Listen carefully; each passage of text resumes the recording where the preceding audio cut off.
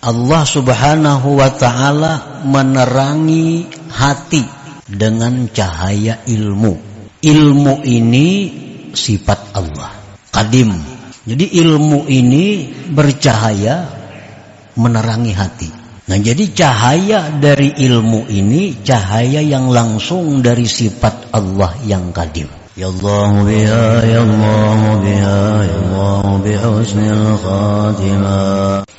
Hikmah yang ke-101 dari Al-Hikam, berkata Imam Tajuddin Ahmad ibnu Athaillah As-Sakandari rahimahullah, nafa'ana bi'ulumihi wa asrarih.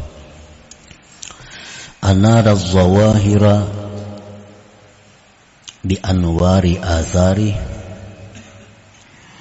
wa anara as-saraira bi anwari sifatih bi anwari awsafi. Li ajli dhalik afalat anwaruz zawahir wa lam ta'ful anwarul qulubi was sarair.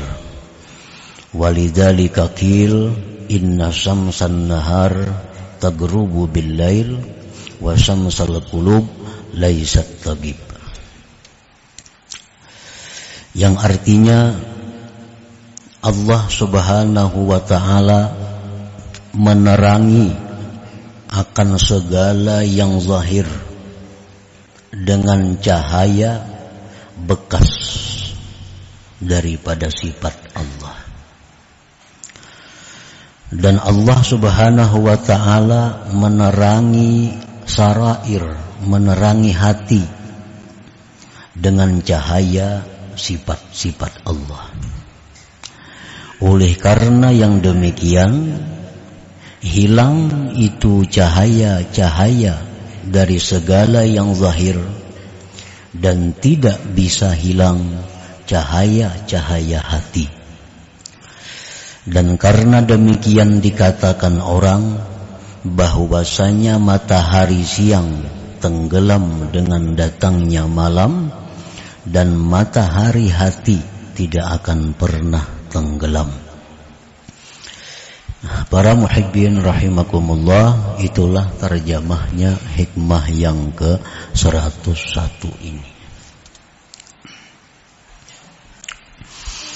Maksudnya adalah anara az-zawahira minal alam kas-samawat wal ardi wa ghairihima minal ajsam bi anwaril kawakibi wasyamsi wal qamar allati hiya atharun li awsafih min qudratin wa iradatin wa ghairihima.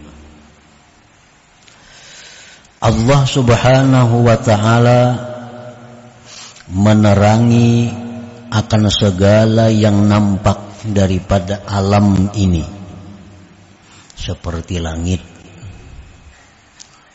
bumi, dan selain keduanya daripada segala benda termasuk tubuh kita. Allah menerangi itu semua dengan cahaya bintang, bulan, dan matahari. Yang mana itu semua, bintang, bulan, matahari tadi, merupakan bekas bagi sifat Allah, kudrat, iradat, dan seterusnya. Nah, para muhibbin rahimakumullah, jadi Allah Subhanahu wa ta'ala itu mempunyai sifat. Nah, kemudian Allah Subhanahu wa ta'ala dengan sifat kudrat, iradat, dan seterusnya itu menciptakan matahari, bulan, bintang, dan lainnya. Nah, matahari, bulan, dan bintang itu disebut dengan bekas sifat Allah. Allah zat yang bersifat menciptakan matahari. Nah, matahari ini disebut bekas dari sifat Allah, kudrat dan iradat seterusnya tadi.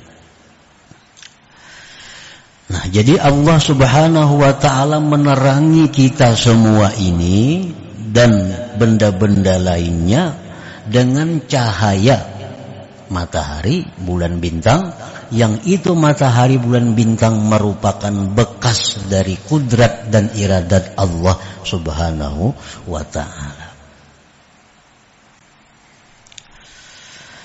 Napa anwarul kawakib wa gairiha nasya'at min hadithin. Bermula cahaya bintang, cahaya bulan, matahari, cahaya-cahaya itu terbitnya daripada yang baharu. Terbit dari yang baharu. Matahari kan baharu, bulan baharu, bintang itu baharu. Nah, cahaya-cahaya itu disebut terbit dari yang baharu.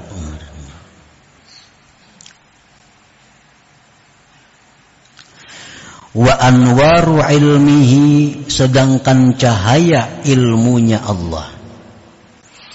Nah, Allah Subhanahu wa ta'ala menerangi hati. Menerangi hati dengan cahaya ilmu. Dengan cahaya ilmu. Ilmu ini sifat Allah. Qadim. Qadim. Jadi ilmu ini bercahaya menerangi hati. Nah, jadi cahaya dari ilmu ini cahaya yang langsung dari sifat Allah yang qadim. Lain dengan cahaya matahari. Kalau cahaya matahari itu terbit dari matahari, matahari baharu. Kalau cahaya ilmu itu terbit dari ilmu, ilmu sifat Allah qadim. Nah, cahaya ilmu ini menerangi hati kita. Menerangi hati manusia. Nah, cahaya ilmu itu terbitnya daripada yang qadim. Karena cahaya ilmu terbit dari sifat ilmu. Sifat ilmu adalah sifat Allah yang qadim. Nah, para muhibbin rahimakumullah. Jadi kesimpulannya ada dua. Pertama, alam yang zahir ini diterangi oleh Allah dengan cahaya yang terbit dari yang baharu.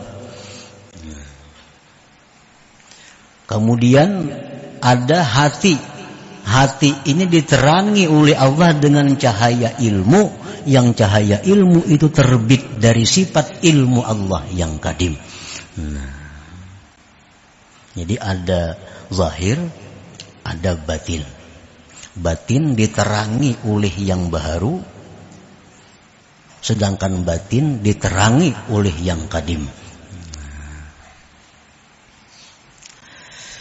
Wali ajli dzalik, oleh karena demikian, ghabat anwarul ula walam tagib anwarul tsaniyah. Oleh karena demikian, bahwa cahaya itu ada yang terbit dari matahari, maka dia akan tenggelam dengan tenggelamnya matahari. Dan ada cahaya yang terbit dari sifat Allah, maka ini tidak akan bisa tenggelam karena dia qadim. Nah, para muhibbin rahimakumullah, itulah penjelasan sedikit daripada hikmah yang ke-101 ini. Hadhil hikmatu tanbihun ala anna hifdzal qulub awla wa ahra min hifdzil ajsad, li'anna al-quluba munawwaratun bi anwaris sifat wal ajsada munawwaratun bi anwari atharis sifat. Ini hikmah yang ke-101, menjagakan, membangunkan atas bahwa menjaga hati, menjaga batin itu lebih utama daripada menjaga tubuh. Apa sebabnya? Menjaga hati itu lebih utama dari menjaga tubuh. Li'annal qulub munawwaratun bi anwari sifat, karena hati kita ini disinari langsung oleh sifat Allah. Wal ajsad, sedangkan tubuh kita ini munawwaratun bi anwari athari sifat, diterangi dengan cahaya bekas sifat Allah. Nah, jadi itu artinya martabatnya, kedudukannya antara hati dan tubuh ini tinggi hati. Sebab hati langsung diterangi dari yang kadim, sedangkan tubuh diterangi dari bekas sifat yang kadim, bekas sifat yang kadim, yaitu matahari dan seumpamanya tadi. Wa ma kana munawwaran binuri athari sifat yagib bighaibil athar, wa ma kana munawwaran binuri sifat la yagib. Sesuatu yang diterangi dengan cahaya bekas sifat, sesuatu yang diterangi matahari, diterangi oleh bulan, diterangi oleh lampu-lampu, itu akan tenggelam dengan tenggelamnya asar itu. Kalau sudah matahari itu malam, nah matahari kan berfungsi lagi, artinya bisa hilang. Bila matahari itu hilang, maka zahir ini pun akan hilang. Nah, sedangkan hati yang diterangi dengan cahaya sifat, itulah yagib, nah, kada akan pernah tenggelam. Nah, para muhibbin rahimakumullah. Wa ala anna salahal qalbi aula wa ahra min salahil ajsad, li anna fasadal ajsad akhiruhul maut wa fasadal qulub akhiruhun narul jahim. Hikmah ini juga membangunkan kita bahwa baiknya hati, nasihatnya hati lebih utama dari baiknya sihatnya tubuh. Lebih utama. Karena rusaknya tubuh itu akhirnya mati. Tubuh kita nih berpenyakit, akhirnya mati. Nah, habis sakitnya. Sedangkan rusaknya hati, nah itu akhirnya kada mati, tapi menuju neraka jahanam atau neraka jahim. Nah, orang yang tubuhnya penuh dengan penyakit, mati, ujung-ujungnya mati. Tapi kalau orang yang hatinya sakit, akhirnya hatinya mati, nah akan berlanjut kepada neraka jahim. Nah, oleh karena itu menjaga kesehatan batin, kesehatan hati, nah lebih dipentingkan dari menjaga kesehatan tubuh. Nah, para muhibbin rahimakumullah, contoh kita puasa. Nah, puasa itu kita menyiksa zahir, menahan makan, menahan minum dan lain-lain. Ini menyiksa zahir. Tapi dilakukan itu untuk apa? Untuk kesehatan batin, kesehatan hati. Karena dengan puasa itu, nah hati kita bisa menjadi lebih sehat, hati kita bisa menjadi lebih baik. Nah, ini menunjukkan bahwa tuntunan agama menjaga kebaikan hati lebih diutamakan dari kebaikan jasmani atau tubuh. Fa ilaju amradil qulub ahammu min ilaji amradil ajsad. Maka mengobati penyakit-penyakit yang ada di dalam hati itu lebih penting daripada mengobati penyakit-penyakit yang ada di tubuh kita.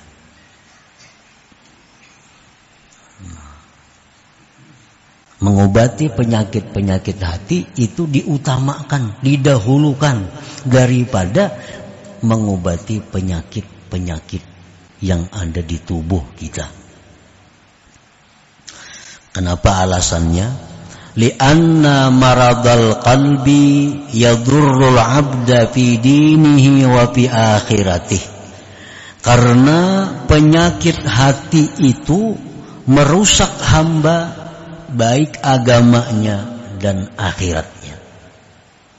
Bila hati rusak, otomatis agamanya rusak, akhiratnya berarti celaka. Wa amma maradul ajsad falaysa yadurrul insan illa fi dunya. Sedangkan penyakit tubuh tidak membahayakan manusia kecuali di dunianya. Penyakit tubuh itu kadang membahayakan kita kecuali hanya dunianya. Ditambah lagi keuntungannya, sakit tubuh ini bisa membawa pahala kalau kita bisa menyikapi dengan sabar dan ridha kepada ketentuan Allah. Orang yang berpenyakit tubuh nih, itu hanya yang terganggu urusan dunianya. Tapi kalau dia sabar ridha, jadi pahala. Nah, kalau orang berpenyakit hati, kada akan bisa menjadi pahala. Makin sabar, makin kada baik. Orang berpenyakit hati, sabarnya kada diobatinya, makin banyak dosanya. Kalau orang penyakit tubuhnya sabar aja, sakit, sabar, sakit, makin banyak sakitnya, makin banyak pahalanya. Nah, kalau orang penyakit hati, makin banyak penyakitnya, makin banyak dosanya. Nah, oleh karena tadi menjaga kesehatan batin, kesehatan rohani itu lebih utama daripada menjaga kesehatan jasmani ini. Nah, para muhibbin rahimakumullah. Wa amradul qulub, bermula penyakit-penyakit hati. Penyakit tubuh ini kan macam-macam, ada yang luar, ada penyakit dalam. Getalan, penyakit zahir. Panau, penyakit zahir. Nah, penyakit batin, penyakit dalam, usus buntu, ginjal dan lain sebagainya. Nah, itu penyakit zahir. Ini urusan kedokteran ini. Wa amradul qulub, penyakit hati itu macam apa? Contohnya riya, seperti riya. Nah, riya ini penyakit hati. Riya ini artinya seseorang melakukan ibadah untuk dipuji oleh orang lain. Nah, melakukan satu ibadah untuk dihargai oleh orang lain selain Allah. Nah, ini riya.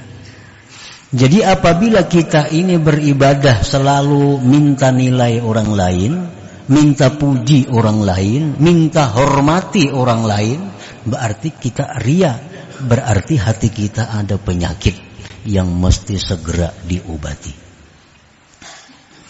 Wal kibri, kesombongan. Bila mana hati kita ada merasa lebih mulia dari siapapun, berarti kita sombong. Bila mana hati kita ada merasa lebih mulia, lebih takwa daripada orang lain, berarti kita sombong. Dan itu penyakit hati. Wal bukhli, kikir. Kadang mau mengeluarkan harta di jalan Allah. Nah, kadang mau enggan hatinya mengeluarkan harta di jalan Allah. Jalan Allah ini artinya yang sifatnya pahala. Membantu orang itu jalan Allah. Maulah masjid, bangun masjid, jalan Allah. Silaturahmi, memberikan sumbangan itu menggunakan di jalan Allah. Nah, wal bukhli, bakhil. Hatinya itu enggan mengeluarkan harta di jalan Allah. Nah, bila mana macam itu, berarti hatinya ini ada penyakit. Wasyuhi, syuh ini lebih jahat lagi daripada bakhil.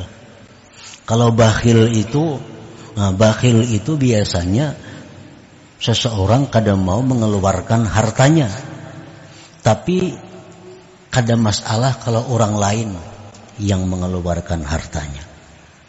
Nah, ini bakhil. Yang penting ampunnya jangan keluar. Ampun orang biar aja keluar terus ada Bapak. Nah ini bakhil. Kalau syuh ini inya kada kapingin, kada hendak mengeluarkan hartanya, dan kada katuju orang mengeluarkan hartanya. Ini biasa umumnya banyak berlaku lin nisa, perempuan-perempuan. Ini banyak perempuan-perempuan nih. Nang bacari laki. Si laki menggunakan duit di jalan Allah, kada katuju si bini nih. Duit seorang kada. Nah, jadi laki sosial kada katuju, apalagi dirinya seorang kada katuju. Nah ini banyak di kalangan bini-bini. Nang soh nih. Sudah seorang pamalar, laki sosial ditangati. Ini banyak yang terjadi.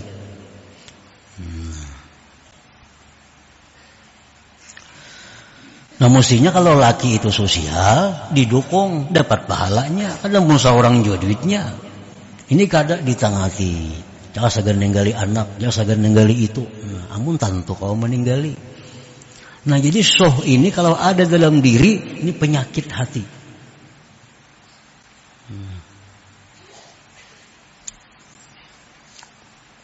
Wal hasad, dengki, wal hikid, nah, dendam, wa isarid dunya 'alal akhirah, mengutamakan dunia atas akhirat. Nah ini contoh-contoh penyakit hati. Nah kayak tadi juga di awak kita ada penyakit paru-paru, ada penyakit jantung, ada penyakit lambung, macam-macam, ada rematik, asam urat. Nah ini penyakit hati macam-macam juga, macam-macam juga. Tak karena komplikasi bagi amat sudah ini. Mana dendam orangnya, mana pahirian, mana penyumbungnya pulang. Nah ini komplikasi. Ini opnama ini. Ini opnama kada kawa.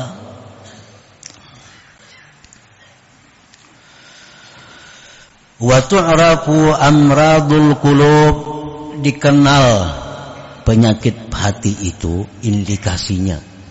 Nah, hati kita ini berpenyakit atau kada. Kadang-kadang orang sombong itu kadang menyadari dirinya sombong. Tuh. Orang yang ria kadang-kadang kadang menyadari bahwa dia itu ria. Orang kikir kadang menyadari dia kikir. Nah, untuk itu diperlukan ada tanda-tanda yang menunjukkan penyakit hatinya itu.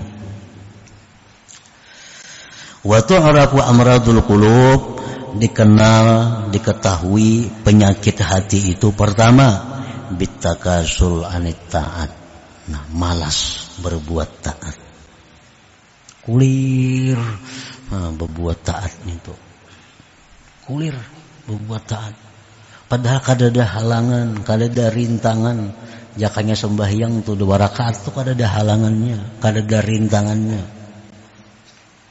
Orang bangun tengah malam tuh melihat main bola. Ini pukul 2, pukul 3. Subuh kena ada masjid lagi tuh. Nah, jika pukul 3 tuh ada sembahyang 2 rakaat, 4 rakaat, tapi kada kawa. Nah, takasul anit taat, malas. Berarti ada penyakit hati tadi. Ima sombong kah, kikir kah, dendam kah, apakah? Malas daripada taat.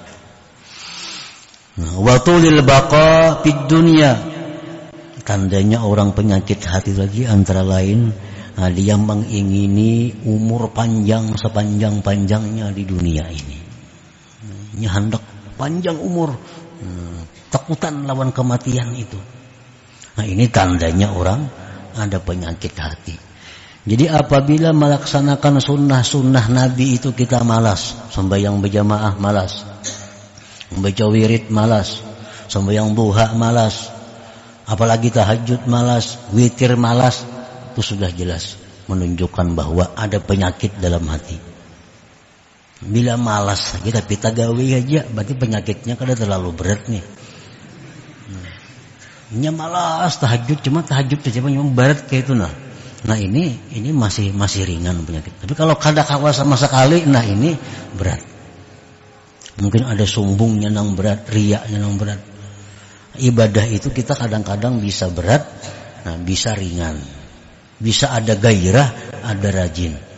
Ada yang malas. Nah, jadi selama ibadah itu kita bersemangat, selama ibadah itu dilakukan dengan rajin, itu menunjukkan bahwa hati kita sehat. Hati kita sehat. Kalau ada penyakit ringan. Penyakit ringan.